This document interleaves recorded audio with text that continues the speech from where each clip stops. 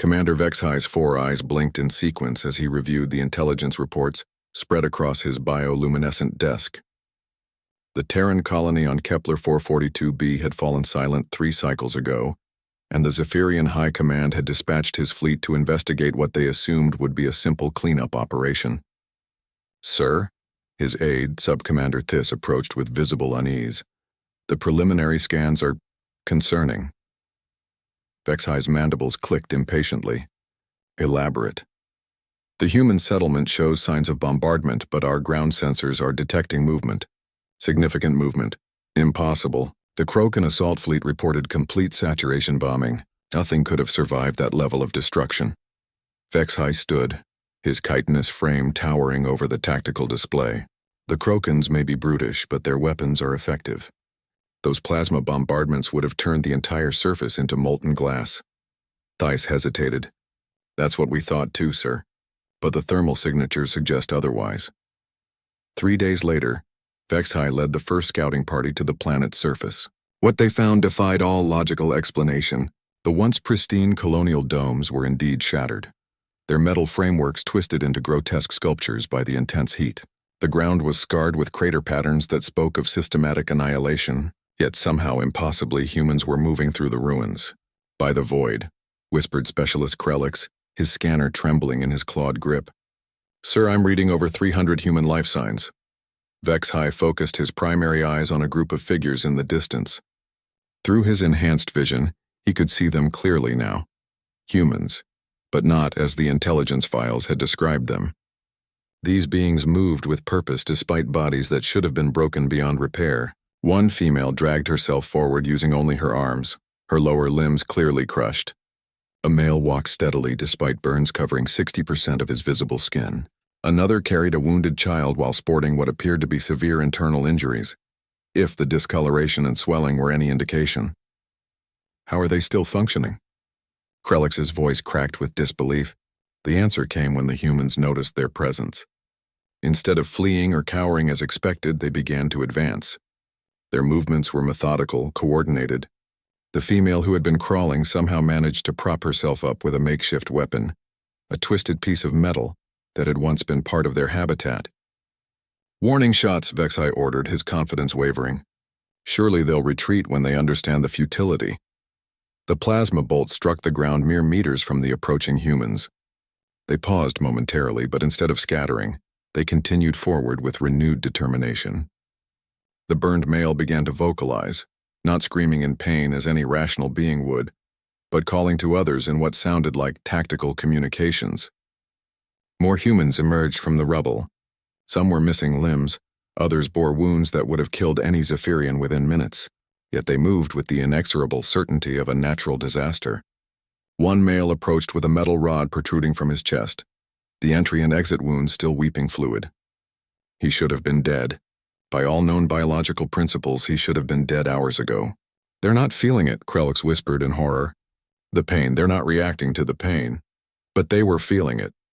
Vexhi could see it now in their faces, the tight lines around their eyes, the way their jaws clenched with each step, the trembling in their limbs that spoke of bodies pushed far beyond their limits. They felt every agonizing moment of their existence, yet they continued to function as if pain were merely background noise to be acknowledged and dismissed. The first human reached their perimeter. A female, perhaps young by their standards, with burns covering one side of her face and an arm bent at an impossible angle. She looked directly at Vexhi with eyes that held not fear or desperation, but cold, calculating fury. "You missed some," she said in accented galactic standard, her voice hoarse but steady. "That was your mistake." The attack, when it came, was unlike anything in Vexhi's military experience. These humans didn't charge blindly or retreat when wounded further. They adapted, improvised, used their own damaged bodies as weapons when necessary. A male with a shattered leg used the bone fragments to slash at Krelix's breathing apparatus. Another, missing her left arm entirely, somehow managed to overwhelm 2 Zephyrian soldiers using nothing but improvised weapons and sheer persistence. The retreat was chaos.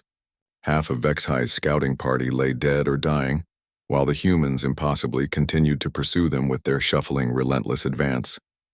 Even as plasma fire tore through their ranks, they maintained formation, the wounded covering the less wounded, all of them operating with a level of tactical discipline that should have been impossible given their physical condition. Back aboard his flagship, Vex-High stared at the after-action reports with growing dread. His medical officer, a healer caste Zephyrian, had run extensive analysis on the engagement recordings. "Sir," the medic's voice carried genuine fear. "According to our biological models, 87% of those humans should have been incapacitated by pain alone. The actual physical trauma they sustained, broken bones, severe burns, internal bleeding, organ damage, any one of those conditions would render a Zephyrian combat ineffective. But they kept fighting," Vex-High said, more to himself than to his officers. "Not just fighting, sir. They were winning." Thighs pulled up tactical displays from the surface engagement. Their coordination never broke down. Even the severely wounded individuals continued to provide supporting fire and intelligence to their healthier companions. The truth struck Vex-High like a plasma bolt to his consciousness. The intelligence files on humans had been catastrophically incomplete. Everyone knew about their technological adaptability, their aggressive expansion, their unusual pack-bonding behaviors, but no one had bothered to document their relationship with pain itself. 3 cycles later, as Croacan and Zephyrian forces retreated from what was supposed to be a pacified system, the word spread through the galactic intelligence networks. Humans don't just endure pain, they weaponize it. They transform agony into fuel for their determination, converting what should be a debilitating weakness into an incomprehensible strength. The intelligence files were hastily updated with a new classification. When engaging human forces, assume all casualties are still combat effective until definitively confirmed otherwise. Do not assume injury equals incapacitation. Do not assume pain equals surrender. By then, it was too late for the dozen systems that had already fallen to the wounded human forces that refused to die quietly. The galaxy would never make that mistake again.